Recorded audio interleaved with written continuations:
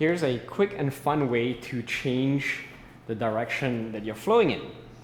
So if you are, let's say, going underhand in one direction, it's really hard to break the momentum and go overhand going that direction now, right?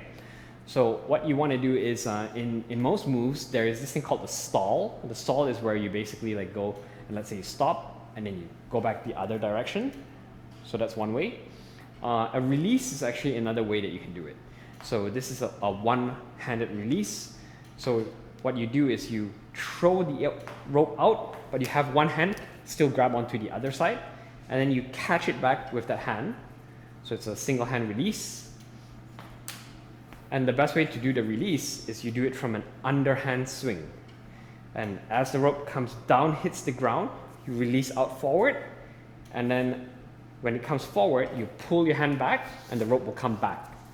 So how to catch it, or what helps with making it easier to catch, is when you throw, you want to make sure that you are not releasing sideways like this. You are releasing forward directly in front, and that way the rope is just going to go straight front and it's going to come straight back as well, making it a lot easier to catch. When you go sideways, there's much more room for the rope to wiggle around, and it's going to be a bit harder to catch. So forward, and then you can catch it. And then when you catch it, you go straight back into a new movement. So you could either catch it and continue an underhand, or you could throw and catch and then go into an overhand. And that's how you would change directions now.